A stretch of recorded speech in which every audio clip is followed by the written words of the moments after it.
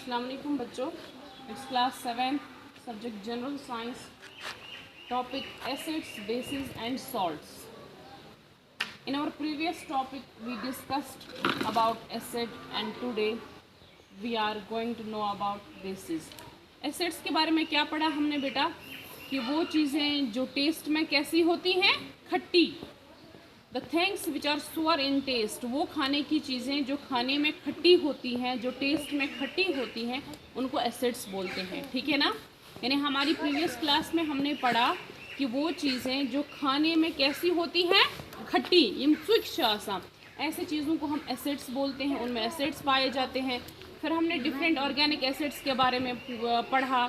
जैसे हमने देखा कि जैसे हमारे पास लेमन है, उसमें हमारे पास एक फ्रूट है लेमन, उसमें कौन सा एसिड पाया जाता है, साइट्रिक एसिड. इस तरह से हमारे पास एप्पल है, उसमें कौन सा एसिड पाया जाता है, malic acid. Likewise we have tamarind, उसमें कौन सा एसिड पाया जाता है, ऑक्सैलिक एसिड. ठीक है ना बेटा. या ऑरेंज है हमारे पास, उनमें भी कौन सा एसिड पाया जाता है, टार्टारिक एसिड. ठीक है बेटा. तो डिफरेंट एसिड, डिफरेंट जो ऑर्गेनिक सब्सटेंसेस जो हमारे पास है, तो उनमें डिफरेंट ऑर्गेनिक एसिड्स पाए जाते हैं. ऑर्गेनिक एसिड्स किन एसिड्स को बोलते हैं बेटा, प्लीज़ आप इधर फोकस करिए. ऑर्गेनिक एसिड्स हम ऐसे एसिड्स को बोलते हैं जो हमें नेचुरल चीज़ों में या नेचुरल फॉर्म में मिलते हैं. Like we find citric acid in lemon and lemon is an organic substance. ठीक है ना बेटा. तो वो हो गए ऑर्गेनिक एसिड्स. इसी तरह से हमने दूध की, हम एनिमल से भी हमें एसिड मिलता है. लाइक जैसे हमने देखा कि जो हमारे पास जो कर्ड होता है, जामदोद यथवनांश, दही, दही जिसको बोलते हैं, तो दही कैसी होती है बेटा, टेस्ट में खट्टी होती है. ठीक है ना. तो दही में भी कौन सा एसिड पाया जाता है, lactic acid. These are the acids which are beneficial for us. यानी वो ये ऑर्गेनिक एसिड जो है ये हमारे लिए फ़ायदेमंद है. ठीक है बेटा. तो उसके बाद हमने कुछ मिनरल एसिड्स के बारे में भी पढ़ा था. तो those acids which are prepared artificially from chemicals और which are prepared synthetically from chemicals. ऐसे एसिड्स जिनको हम सिंथेटिकली बनाते हैं लेबोरेटरी में, ऐसे एसिड्स को बोलते हैं मिनरल एसिड्स. और उनमें हमने पढ़ी थी सल्फ्यूरिक एसिड की बात, हाइड्रोक्लोरिक एसिड की बात. ठीक है बेटा. तो those are called as mineral acids. And today we are going to discuss about bases. बेटा किन के बारे में आज हमें पढ़ना है, बेसिस के बारे में. एसिड्स के बारे में हो गया, आज हम पढ़ेंगे बेसिस के बारे में. So again let's come to the taste. फिर से हम टेस्ट पे आते हैं. वो खाने की चीज़ें जो खाने में कैसी हों, खट्टी नहीं होती हैं, खट्टी होती है एसिडिक चीज़ें. और बेसिक चीज़ों के लिए आपको याद रखना है वो चीज़ें जो खाने में कड़वी हों, which are bitter in taste. Bases और बिटर इन टेस्ट. तो बेटा कैसे होती हैं बेसिक चीज़ें, उनका टेस्ट कैसा होता है, बिटर, यानी कड़वी होती हैं. कश्मीरी में हम बोल सकते हैं तिमछासा टिट. मेरी बात आ रही है समझ. वो चीज़ें जो खाने में कैसी होती हैं, कड़वी होती है, यानी हम टिट शासा, खाने में जिनका टेस्ट कैसा होता है, कड़वा, बिटर, यानी ट्यूट. तो ऐसी चीज़ों को हम बोलते हैं बेटा ये बेसिक है. इनका नेचर कैसा है, बेसिक. कैसा है बेटा, बेकिंग सोडा आपके घरों में यूज़ करते होंगे, या सोडर जिसको हम फुल वगैरह बोलते हैं. ठीक है ना बेटा. तो उसका टेस्ट कैसा होता है, अगर आप थोड़ा सा बेकिंग सोडा अपनी टंग पे डालेंगे तो उसका टेस्ट कैसा होगा बेटा, बिटर होगा, कड़वा होगा वो. ठीक है ना. तो वो जो बेकिंग सोडा है that is an example of base. Baking soda, baking soda जो है वो हमारे पास बेस की एक एग्जाम्पल है. ठीक है बेटा. तो और बेसिक चीज़ें सारी जो है वो सिर्फ खाने की ही नहीं हो सकती है. If you talk of soap, अगर हम साबुन की बात करें. और दूसरी बात है बेसिक चीज़ों की पहचान के लिए दूसरी बात हमारे पास ये है कि जो बेसिक चीज़ें होती है they are slippery in touch. बेटा कैसी होती हैं वो, स्लिपरी इन टच. यानी अगर आप साबुन की बात करेंगे या इसी बेकिंग सोडा की बात करेंगे तो these are slippery in touch. ठीक है ना. पिछले आसान समझ रहे हो मेरी बात.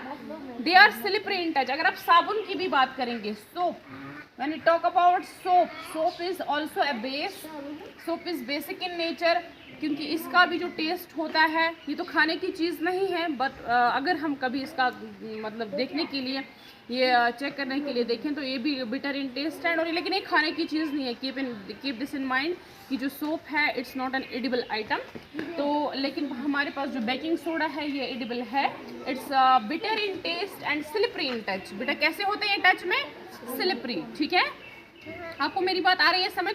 लेकिन किसी भी, फिर से मैं एक बार बोल दूं, जैसे मैंने आपको कल की क्लास में भी बोला था कि किसी भी चीज़ का नेचर जानने के लिए कि ये चीज़ एसिडिक है या बेसिक है, हम उसको टेस्ट से टच नहीं कर सकते, क्योंकि कभी कभार कोई चीज़ ऐसी होती है, अगर इसे ये देखने के लिए चेक करें कि ये चीज़ एसिडिक है या बेसिक है, फिर अगर हम उसका टेस्ट करेंगे, टेस्ट करने से हमें नुकसान पहुंच सकता है, क्योंकि कुछ चीज़ें ऐसी होती हैं, अगर हम अपनी टंग पे डालेंगे या स्किन पे डालेंगे, अगर मैं ये देख लूँ कि कोई चीज़ स्लिपरी हो सकता है, वो बेस नहीं होगी, कोई और ख़तरनाक चीज़ होगी, तो उससे हमें नुकसान उससे हमें नुकसान पहुंचेगा। इसलिए हर चीज़ का नेचर जानने के लिए हम उसे टेस्ट नहीं कर सकते। तो फॉर दैट पर्पज़ ये जानने के लिए कि कोई चीज़ नेचर में एसिडिक है, तो बेटा क्या बोल रही थी मैं कि हर चीज़ का टेस्ट, हर चीज़ का नेचर जानने के लिए वेदर इट इज़ एसिडिक और बेसिक, हम हर चीज़ को टेस्ट नहीं कर सकते, ठीक है बेटा। तो फॉर दैट पर्पज़ किसी भी चीज़ का नेचर जानने के लिए कि ये एसिडिक है या बेसिक है, for that purpose we have indicators. बेटा इंडिकेटर्स ऐसी चीज़ें होती हैं जो अगर हम किसी भी, जो हम चीज़ों का नेचर जानने के लिए इस्तेमाल करते हैं, यानी अगर ये एसिडिस या बेसिस के कांटेक्ट में आ जाएं ये इंडिकेटर्स, तो ये अपना कलर चेंज करते हैं, ठीक है बेटा। समझ आ रही है मेरी बात? यानी हर चीज़ को टेस्ट चेक करने के लिए, हर चीज़ का नेचर जानने के लिए हमें उसको टेस्ट नहीं करना है। क्यों नहीं करना है? बिकॉज कुछ चीज़ें ऐसी होती हैं जिनको अगर हम ऐसे टेस्ट करेंगे तो वो हमें नुकसान पहुंचा सकते हैं, इसलिए हर चीज़ को हम टेस्ट नहीं कर सकते।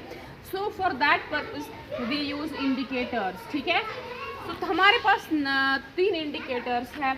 वी हैव लिटमस,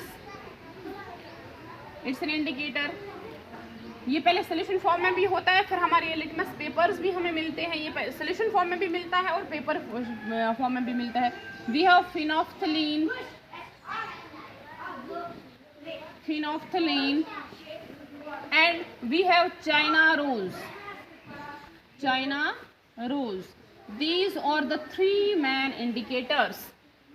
बेटा ये 3 चीज़ें ऐसी हैं जिनसे हम चीज़ों का नेचर जान सकते हैं, वेदर दीज आर एसिडिक और बेसिक और न्यूट्रल। कोई चीज़ एसिडिक है, कोई चीज़ बेसिक है, कोई चीज़ न्यूट्रल है, ये हमें इन 3 इंडिकेटर से पता चल सकता है।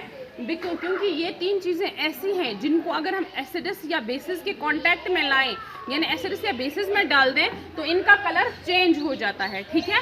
फिर हम वो इंशाल्लाह देखेंगे आगे कि कौन सी चीज़ का कलर क्या हो जाता है।